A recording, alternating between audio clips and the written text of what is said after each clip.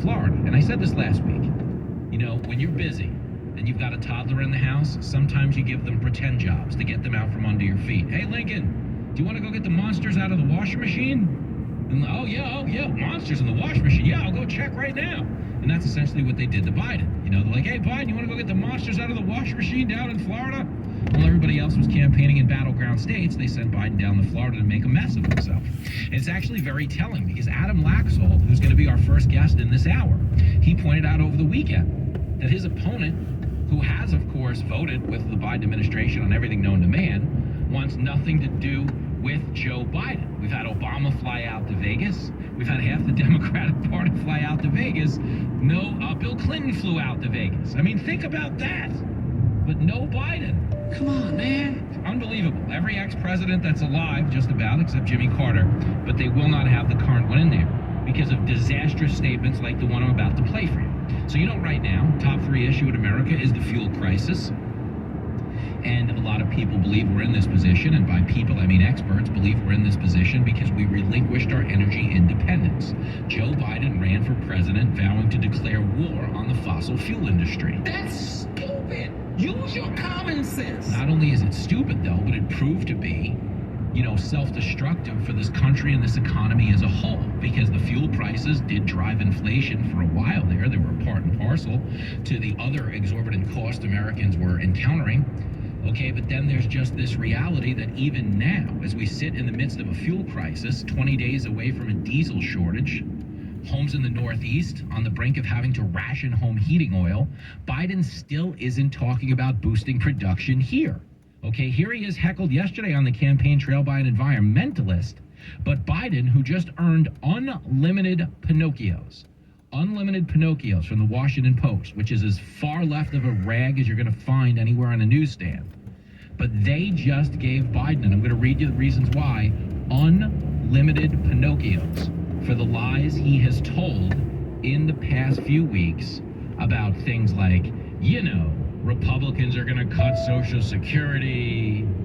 We're not going to be allowed to vote anymore if they win. You know, this whole ridiculousness about Trump giving all the tax cuts to the rich. It's really fascinating stuff.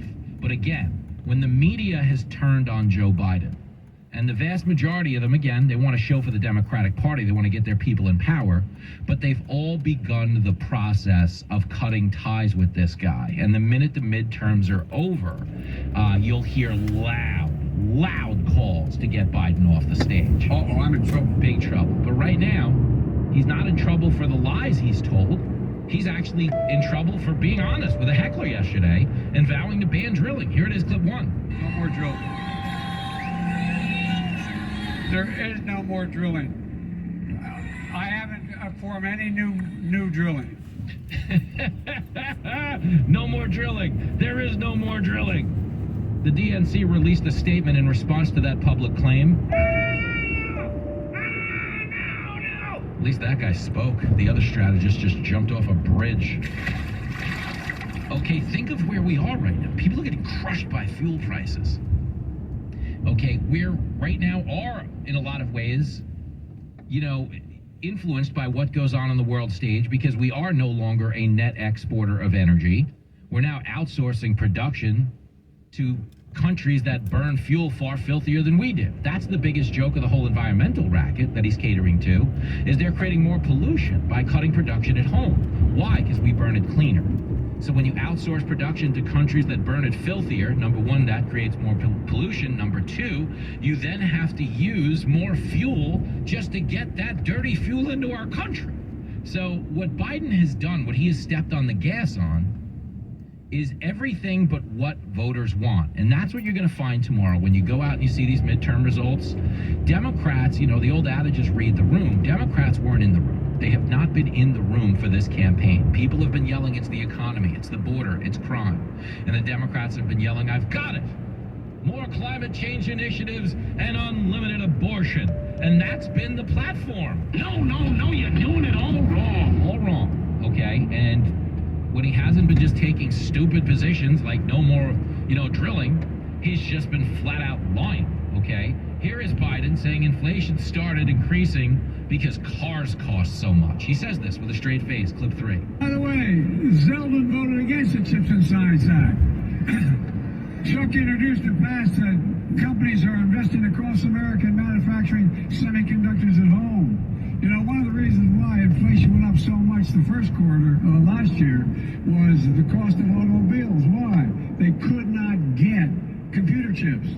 Ain't nothing built these days without a computer chip. You gotta do better than that. Folks, anyone will tell you, including the San Francisco Fed, which again is not exactly Mar-a-Lago monthly. San Francisco Fed, pretty liberal outfit. Okay, every serious economist, including the San Francisco Fed, traces the root causes of inflation to Biden's American Rescue Plan. At a time when our economy was poised to reopen and come roaring back and recover all the jobs that had been lost to the pandemic, Biden went out and pumped $1.9 trillion into the economy that we didn't even have. That is financial lunacy. But never mind that we printed and spent all that money, it was spent in the name of COVID relief. But less than 9% of that money went towards COVID relief. What a fraud. So when they're out there yelling and screaming about all the good they did and the inflation and the chips and everything in between, I don't doubt there was a chip shortage. I was there for it. Okay, we're heading back down to Tyler, Texas this week. The last time we were down there, Paul Gleiser was driving us to the airport explaining how a lot of the car dealers had a shortage on the lot because they didn't have chips for the vehicles. So we do know that was a thing. But that was not a thing, okay, that was the driving force behind inflation. Inflation is what? Too many dollars chasing too few goods. This government pumped over $5 trillion into our economy, okay? Cut stimulus checks to families that didn't need them. These weren't means-tested checks. Cut child credits to families who didn't even need them. Again, not means-tested. Pumped all this extra money into the economy. It was chasing too few goods, and it drove up the cost of literally everything, okay? Then you factor in other factors, you know, supply chain shortages and stuff and the like. But the bottom line is he just continues to lie. Here is the actual, okay, here is the actual article in regards to the bottomless Pinocchios he got from the Washington Post. President Joe Biden earned a bottomless Pinocchio from the WAPO on the eve of the midterm elections in a roundup highlighting multiple recent misleading and debunked claims. The bottomless Pinocchio category for fact checks from the Post was actually created under former President Trump in an effort to push back on false or misleading statements repeated so often that they became a form of propaganda. So you understand, they started this because they just wanted to tell you that everything out of Trump's mouth was a lie. And believe me, Trump was not throwing a perfect game behind the microphone, and we're going to get into that in a little while. Okay, a statement would get added to the list if it had earned a 3 or 4 Pinocchio rating and been repeated at least 20 times.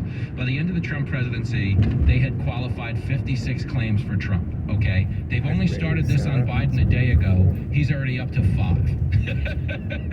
That's amazing. And understand, they don't want to do this to Joe Biden. They have to do this to Joe Biden because he's become a political liability for everybody who endorsed him. You dig? So the midterms are going to come and go. He's going to lose everything. They're going to lose the Senate. They're going to lose the House. And then what they're going to do is turn around and try to blame it on Biden. The same people who told you the adults are back in the room. This guy's got it all figured out. Thank God we finally got rid of Trump. They're going to look at Joe Biden and they're going to say, Get him out of here. Get him out.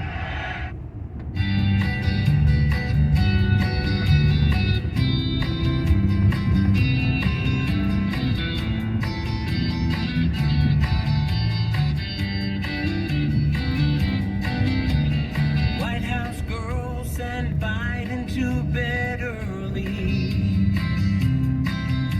because he's really old and he's senile. He makes up so much crap, the country's worried. He's lying like it's going out of style. You can't hide Joe Biden's lies. For a while, they made some he tried. I thought by now they'd be